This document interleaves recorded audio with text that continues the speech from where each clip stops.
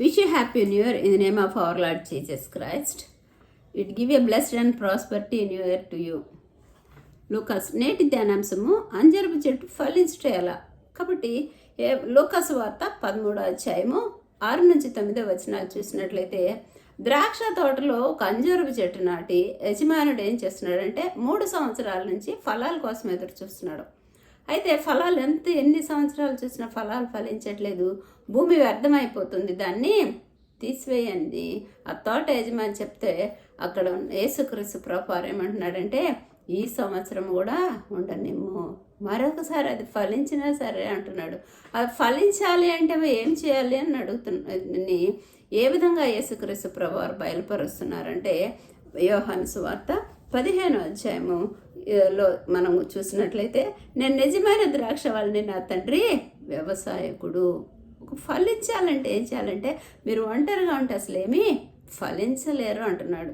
కాబట్టి ఫలించాలంటే ఏం చేయాలి ప్రభు అని అడిగితే ద్రాక్ష వల్లని మీరు తీగలు, ఎవడు నా ఎందు నిలిచిందినో ఎవరెందు నేను నిలిచిందినో వాడు బహుగా ఫలిస్తాడు అంటాడు. అసలు ప్రభు అందున మనం నిలిచి ఉండాలి అంటే ఏ విధంగా ఉండాలి అని ఆలోచన చేసినట్లయితే మొదటిగా చేయాల్సింది ఏంటంటే మన పరిస్థితులన్నీ ఫలించలేని పరిస్థితుల్లో ఉంటాయి. ఎన్ని సంవత్సరాలైనా ఫలభరితంగా అని లేకుండా ఉంటుంది. అసలు మన హృదయంలో సమాధానం ఉండదు, దుఃఖము, వేదన, రోదన, నిరీక్షణకు ఆధారం లేకుండా ఉంటుంది. అలాంటి పరిస్థితిలో యేసుక్రీస్తు ప్రభువారు ఏమంటున్నాడంటే నా యందు నిలిచి ఉండండి, మీ యందు నా మాటలు నిలిచి ఉండనివ్వండి అంటున్నాడు. కాబట్టి మొదట ఏముండాలంటే మనకు సమాధానం రావాలంటే మొదటిగా మనం చేయవలసిన పని ఏంటంటే యేసుక్రీస్తు యొక్క మాటలు మనందు నిలిచి ఉండాలి. 2017 సంవత్సరంలో నిరాధారణ పరిస్థితిలో ఉన్నప్పుడు ఏం చేయాలో ఇంకా ఏ ధర నుంచి చూసినా కానీ ఆదరణ లేదు, సమాధానం లేదు, కన్నీరు, దుఃఖము, వేదనలో ఉన్నప్పుడు ఆ సమయంలో యేసుక్రీస్తు యొక్క వాక్యం, ఇదే వాక్యం నేను చదివినప్పుడు నా మాటలు నిలిచి ఉండాలన్నప్పుడు విపరీతంగా రోజుకి 30 అధ్యాయాలు 40 అధ్యాయాలు బైబిల్ అనేది ఒక 2 సంవత్సరాలు 3 సంవత్సరాలు పూర్తిగా బైబిల్ మీద చదవడం బాగా ఎక్కువ సమయం ఎప్పుడైతే నేను ఉపయోగించానో ఆ సమయంలో నా హృదయం అంతా సమాధానంతో నింపబడి ఉంది. అప్పుడు పరిస్థితులు ఏంటంటే అసలు ఆ పరిస్థితి ఎప్పుడైతే నేను బైబిల్ చదవడం ప్రారంభించానో ఆ వాక్యం అంతా నా హృదయంలో పరిశుద్ధాత్మ దేవుడు బయలుపరిచినప్పుడు నా హృదయం అంతా సమాధానముగా ఉన్నది. అప్పుడు సమస్యలు దాని అంతటవే తొలగిపోయినాయి. కాబట్టి దేవుని యొక్క మాటలు మనలో నిలిచి ఉండాలి. కాబట్టి మీరు ఒంటరిగా ఉంటే మీరు ఫలించలేరు. కాబట్టి నేను మీలో ఉండాలంటే వాక్యం నిలిచి ఉండాలంటారు అంటున్నాడు యేసుక్రీస్తు ప్రభువారు. ఎవనేందు నిలిచి ఉందినో వాడు బహుగా ఫలిస్తాను అని యేసుక్రీస్తు ప్రభువారు చెప్తున్నాడు.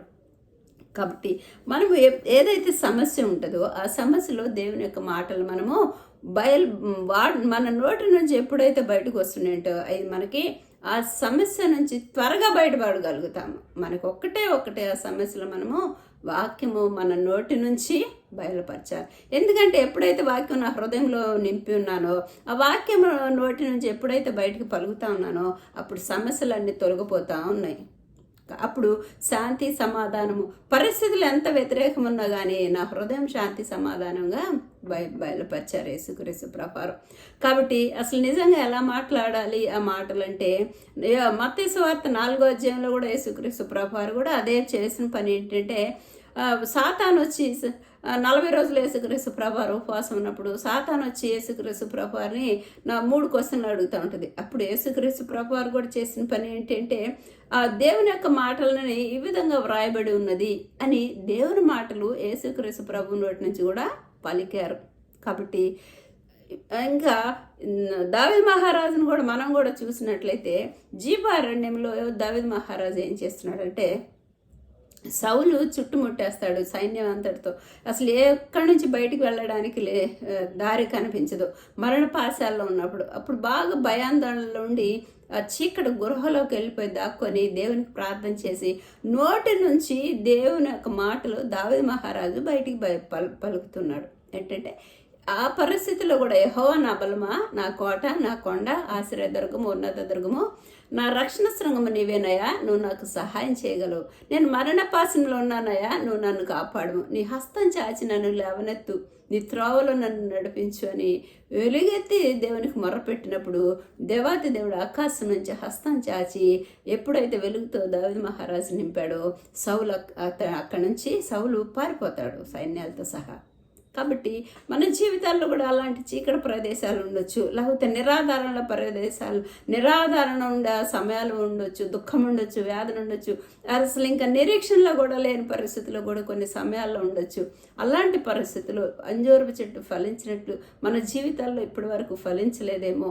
చేయాల్సిన పని ఏంటంటే మొదటిగా దేవుని వాక్యం మన హృదయంలోకి ఎప్పుడైతే వెళ్తుందో ఆ హృదయంలోకి వెళ్ళినప్పుడు ఆ వాక్యము మన నోటి నుంచి పలికినప్పుడు ఫలభరితంగా ఉంటుంది.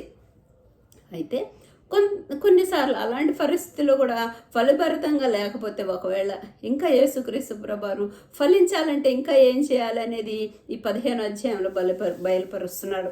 ఏంటంటే 2వ వచనం కానీ మనం చూసినట్లయితే, నాలో ఫలింపని ప్రతి తీగను ఆయన తీసి పారవేయును, ఫలించే ప్రతి తీగ మరెక్కువగా ఫలించవలనని దానిలో పనికిరాని తీగలను తీసివేయాలి అంటున్నాడు.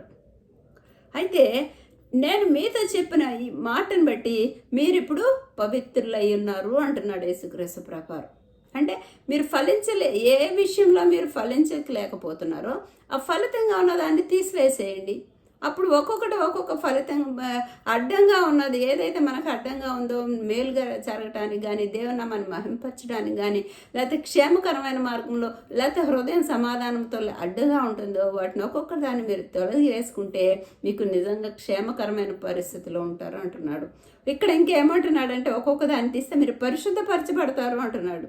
నిజంగా పరిశుద్ధపరచబడడం అంటే ఏంటంటే 2017లో పరిశుద్ధాత్మ దేవా నా పాపాలను ఒప్పించు అని ఒకసారి నేను అడిగినప్పుడు పరిశుద్ధాత్మ దేవుడు ఏమన్నాడంటే, గర్వము, అహంకారము, అసూయ, ద్వేషము, కలహాలని 5 పరిశుద్ధాత్మ దేవుడు బయలుపరిచాడు.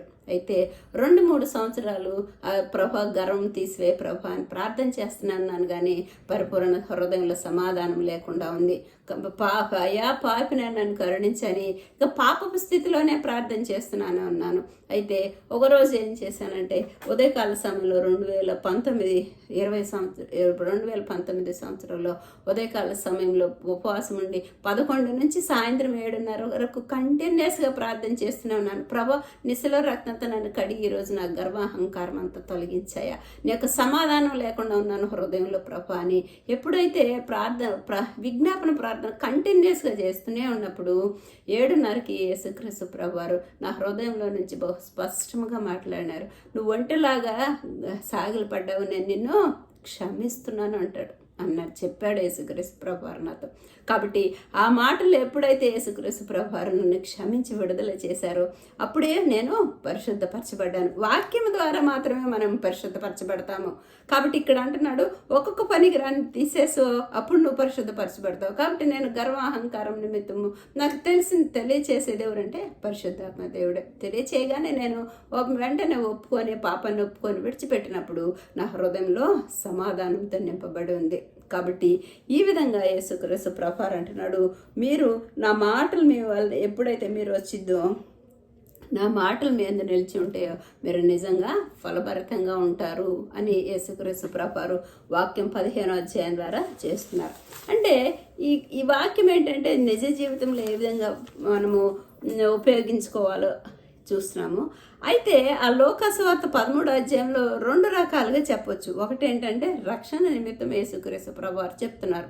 ఎందుకంటే మనిషి యొక్క జీవితంలో వచ్చేసినప్పటికీ 3 దశలు, బాల్యము కానీ, యవ్వనము కానీ, లేకపోతే వృద్ధాప్యము కానీ, అలా 3 దశలో ఏ దశలోనైనా రక్షణ మీరు పొందుకోలేకపోయారో అయినా సరే ఈ సంవత్సరం ఉండనిమ్ము, మీరు ఫలిస్తారు అని యేసుక్రీస్తు ప్రభువు మనల్ని ఓదారుస్తున్నాడు. ఇంకా ఫలించకపోతే యేసునామాన్ని ఇంకా వినకపోతే యేసునామంలోనే రక్షణ, ఇంకే నామంలో మనకి రక్షణ కలగదు. కాబట్టి మనం కానీ ఒకవేళ యేసుక్రీస్తు ప్రభువారు నామాన్ని కానీ వినలేకపోయామేమో ఈ సంవత్సరం అయిన యేసుక్రీస్తు ప్రభువారు అని యొక్క సువార్తను వినటానికి ముందు మనం సిద్ధపడగలిగి ఉండాలి. ఎప్పుడైతే మనము యేసుక్రీస్తు ప్రభువారు సువార్త విన్నప్పుడు రక్షణ సువార్త వినాలి. ఏం వినాలంటే యేసుక్రీస్తు ప్రభువారు నా పాపం నిమిత్తమే సిలువలో రక్తం కార్చాడు, పాపానికి విమోచన కలిగి చేశాడు, చనిపోయి మరణించి తిరిగి 3వ దినం లేచినప్పుడు పరలోకానికి యేసుక్రీస్తు ప్రభువారు ఏ విధంగా వెళ్ళాడు మనకి కూడా రక్షణ అనుగ్రహిస్తాడు. మన పాపాలన్నింటినీ క్షమించి మనం చనిపోయిన తర్వాత మన ఆత్మ పరలోకానికి చేరుస్తాడు అని ఆ నిరీక్షణ, ఆ రక్షణ సువార్తను మీరు ఈ సంవత్సరం అయినా వినండి. లేకపోతే ఎందుకంటే మనం అన్ని పోయిన సంవత్సరం అంతా ఎంతగా చూసినా కానీ వార్తలు చూస్తూ ఉన్నప్పుడు మనకి యుద్ధాలు జరుగుతూ ఉన్నాయి, లేకపోతే కరువులు, కాటకాలు, భూకంపాలు, ఎంతో 2023లో ఎంతో వేదన, రష్యా యుద్ధం కానీ, ఇజ్రాయెల్ యుద్ధం కానీ, వాళ్ళ చిన్న పిల్లలు మరణించి కానీ, లేకపోతే మణిపూర్లో కానీ అలాంటి బాధాకరమైన పరిస్థితుల్లో ఒకవేళ మనం మరణించి ఏసై గురించి వినలేకపోతే ఏసై ఏమంటున్నాడంటే, ఒకవేళ మీ ఆత్మ పాతాళంలోకి వెళ్ళిపోతే అక్కడ అగ్ని అరద పురుగు చావదు, మీ నిమిత్తమే ఒకవేళ ఎంతలాగా ఫలించకపోయినా మీకోసమే నేను సిలువలో రక్తం కార్చాను, మీకు విమోచన కలిగి చేయడానికి, మీకు రక్షణ ఇవ్వడానికే. అందుకని ఎప్పుడైనా ఈ సంవత్సరం అయినా సరే, ఈ యొక్క సంవత్సరంలో హబకుక్కు అంటున్నాడు, సంవత్సరాలు జరుగుతూ ఉండగా మా కార్యాలు ప్రభావ నూతన పరచమంటున్నాడు. ఇప్పుడు దాకా రక్షణ లేకపోతే ఈ సంవత్సరమైనా మీరు రక్షణ పొందుకోండి అని యేసుక్రీస్తు ప్రభువారు వాక్యం ద్వారా బయలుపరుస్తున్నాడు. అయితే ఇంకా ఏమంటున్నాడంటే, హోషేయ గ్రంథంలో 14వ అధ్యాయంలో ఏమంటాడంటే, చెట్టుకు మంచు ఉన్నట్లు నేను మీకు తోడుగా ఉంటాను. ఒకవేళ 2023 సంవత్సరంలో ఫలించలేకపోయి ఉన్నారు, నిరాధారణలో ఉన్నారు, అప్పుడు దాకా ఫలాలు కూడా ఫలించలేకపోతుంటున్నారు, అసలు నాకు ఇంకా ఆదరణ లేదు, దొరికిద్దా అని ఆదరణ లేకుండా ఉన్నారేమో, ఇదిగో నేను నీకు తోడుగా ఉన్నాను, భయపడదు. చిన్నమంద ఎందుకు భయపడుతున్నావు అంటున్నాడు. మీరు ఒక్కసారి నా ఎందు ఉంటేనే మీరు బాగా ఫలిస్తారు. ఒక్కసారి భర్తలామే అంటాడు, దావీదు కుమారుడా నన్ను కనికరించు అనగానే యేసుక్రీస్తు ప్రభు నీకేం కావాలి అంటాడు. కాబట్టి మనం కూడా ఈ సంవత్సరం, నూతన సంవత్సరంలో మనం కూడా యేసుక్రీస్తు ప్రభు ఒక్కసారి నన్ను కనికరించాయా, నా ఆదరణకర్తవు నువ్వేనయా, నాకు శాంతి సమాధానాలు ఇచ్చినప్పుడు మనకి ఎప్పుడైతే మన హృదయంలోకి వాక్యం మనము చదివి మన హృదయంలో భద్రపరుచునో, పరిశుద్ధాత్మ దేవుడు శాంతి సమాధానాలను అనుగ్రహించి యేసుక్రీస్తు యొక్క మార్గంలో, త్రోవల్లో మనల్ని నడిపిస్తూ ఉంటాడు. అప్పుడు మనం క్షేమకరమైన మార్గంలో ఉండి మన జీవితాలు ఫలభరితంగా ఉంటాయి. ఈ వాక్యం యేసుక్రీస్తు ప్రభువులో ఆశీర్వదించబడిన గాక. ఆమేన్.